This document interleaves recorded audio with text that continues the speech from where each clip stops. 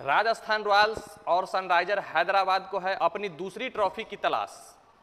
Sunriser Hyderabad तो विदेशी प्लेयरों पर आश्रित है, लेकिन राजस्थान रॉयल्स को है भारतीय खिलाड़ियों से आस।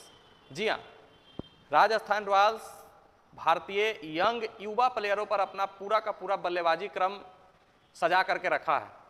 और वही हैदराबाद की अगर आप बात कीजिएगा तो सबको पता है Travis टुल्ला, Henry Klaasen, Abhishek Sharma, और अब तो उसमें नाम जोड़ दीजिए एक और फायर पावर ईशान किशन साहब का, और उसके जो कप्तान हैं पैट कमिंस साहब।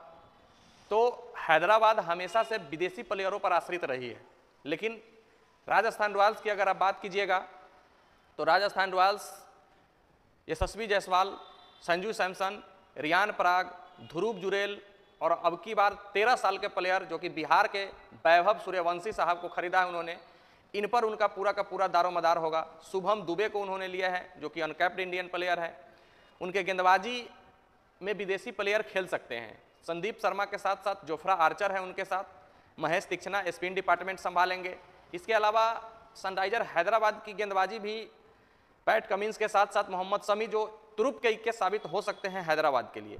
इसके अलावा राहुल चहर स्पिनर है, हर्षल पटेल जो दो बार पर्पल कैप का खिताब जीत चुके हैं, उन्होंने भी हैदराबाद से खेलने का इस बार फैसला किया है, या फिर समझिए हैदराबाद ने उनको खिलाने का फैसला किया है। तो दोनों टीमों को अपनी दूसरी ट्रॉफी का इंतजार है। हैदराबाद तो लास्ट ट्रॉफी जो जीती थी डेविड वार्नर की कप्तानी में रॉयल चैलेंजर बेंगलोर को हरा करके 2016 में जीती थी। उसके बाद से 9 साल हो गए, अभी तक ट्रॉफी नहीं जीत पाई है हैदराबाद की टीम।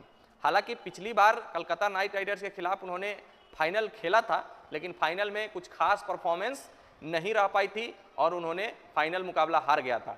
तीसरी बार चैंपियंस बनी थी कोलकाता नाइट राइडर्स, गौतम गंभीर की कोचिंग और श्रेयस अय्यर की कप्तानी में। राजस्थान रॉयल्स की अगर आप बात कीजिएगा तो जब से आईपीएल शुरू हुआ है, पहली साल 2008 में ही राजस्थान रॉयल्स के खेमे में पहला खिताब आया था। उसके बाद से राजस्थान रॉयल्स कोई भी ट्रॉफी जीतने में नाकाम रही है। संजू सैमसन की कप्तानी अच्छी होती है, लेकिन प्ले ऑफ तक जाते जाते टीमें दम तोड़ देती है। इनका भी वही रॉयल चैलेंजर बेंगलुरु वाला हाल है। लीग मैच में तो इतना खतरनाक परफॉर्मेंस होता है, लेकिन जैसे ही प्रेशर वाले मुकाबले आते हैं वहां पर इनकी टीम तितर बितर हो जाती है। जोस बटलर इनके लिए बहुत अच्छा बल्लेबाजी कर रहे थे, लेकिन उनको इस बार इन्होंने छोड़ दिया है और यशस्वी जायसवाल और रियान पराग पर जो भरोसा इन्होंने जताया है, उन्हीं के साथ आगे चलने का फैसला राजस्थान रॉयल्स ने किया है। सनराइजर हैदराबाद अपने बल्लेबाजी के लिए पहले से ही माहिर थी कि भाई कोई भी टीम अगर गलती से थोड़ी सी बॉलिंग कमजोर पड़ गई किसी टीम की, तो फिर ट्रेविस हेड, अभिषेक शर्मा तो फायर पावर दिखा ही रहे थे, और अब ईशान किशन भी जुड़ गए हैं।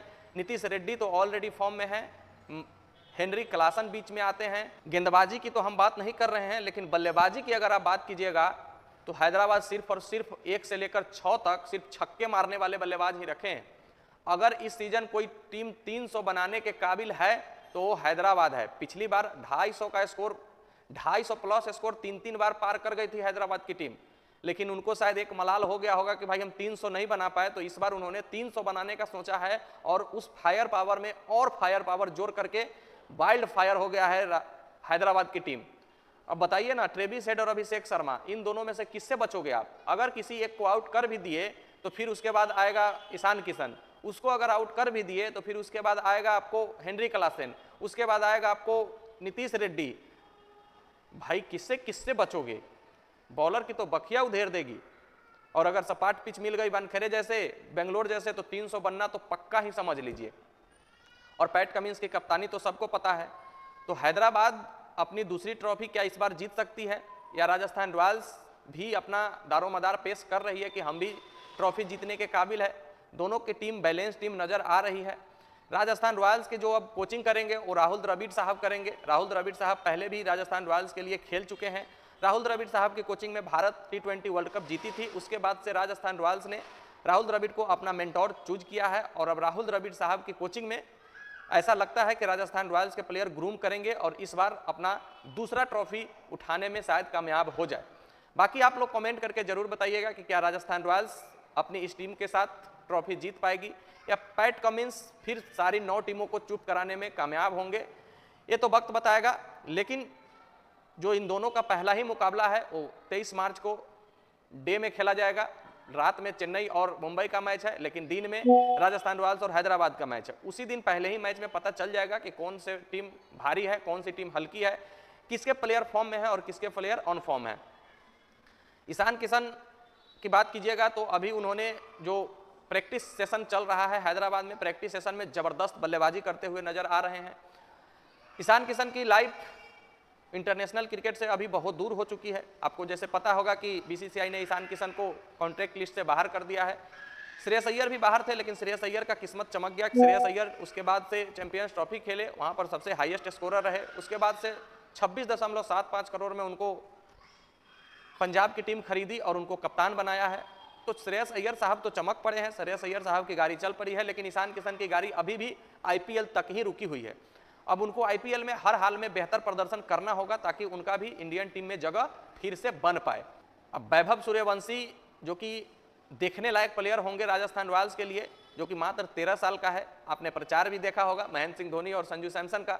महेंद्र सिंह धोनी कहते हैं संजू सैमसन से, संजू सुना है तेरे टीम में किसी 13 साल के बच्चे को खिला रहे हो। तो संजू सैमसन कहते हैं हाँ भैया। धोनी मौज काटते हैं और कहते हैं कि उसके जन्म लेने से पहले हम ट्रॉफी जीत चुके थे। तो इस पर संजू सैमसन साहब भी कहते हैं कि भैया आपके आईपीएल के जाने से पहले वो भी एक ट्रॉफी जीत लेगा। अब देखना है संजू सैमसन की बात सत्य होती है कि नहीं होती है, ट्रॉफी जीत पाती है राजस्थान रॉयल्स की टीम कि नहीं। लेकिन राजस्थान रॉयल्स एक अच्छी टीम है, राजस्थान रॉयल्स एक संतुलित टीम है और राजस्थान रॉयल्स में जो भी प्लेयर जाते हैं वो ग्रूम करते हैं। रियान पराग पर सभी का दारोमदार होगा जो कि मिडिल ऑर्डर का भार संभालेंगे। गेंदबाजी थोड़ी सी कमजोर नजर आ रही है, हालांकि संदीप शर्मा तुरुप के इक्के साबित होते हैं राजस्थान रॉयल्स के लिए, लेकिन जोफ्रा आर्चर जो कि इंडिया में अभी हाल फिलहाल इंग्लैंड के लिए खेले थे, उनको बहुत मार पड़ी थी। तो तेज गेंदबाजी का जो मसला है वो भी राजस्थान रॉयल्स को दिख रहा है। हैदराबाद का जो मसला है वो भी गेंदबाजी ही मसला होने वाला है, क्योंकि बल्लेबाजी तो उनके पास फायर पावर है, लेकिन मिडिल ऑर्डर में अगर विकेट एक दो जल्दी गिर जाते हैं तो फिर उनके पास टिक करके खेलने वाले बल्लेबाज नहीं नजर आ रहे हैं। लेकिन इन लोगों का सोच अलग होता है। इन लोगों का सोच है कि टिक करके 20 ओवर में खेलने की कोई जरूरत नहीं है, बस जाओ मारो फारो और आ जाओ, चाहे हम 120 पर ही 110 पर ही ऑल आउट क्यों ना हो जाए। ये हैदराबाद का सोच होता है। शेन वॉर्न की कप्तानी में पहली बार राजस्थान रॉयल्स ने ट्रॉफी जीती थी चेन्नई सुपर किंग्स को हरा करके। अब संजू सैमसन क्या अपने कप्तानी में राजस्थान रॉयल्स को ट्रॉफी दिलवा पाते हैं या नहीं, ये तो वक्त बताएगा। बाकी आप लोग कमेंट करके जरूर बताइएगा कि विदेशी प्लेयर भारी पड़ने वाले हैं या फिर हमारे भारतीय प्लेयर। मिलते हैं फिर नेक्स्ट वीडियो में, जब तक के लिए बेस्ट ऑफ लक, धन्यवाद, जय हिंद।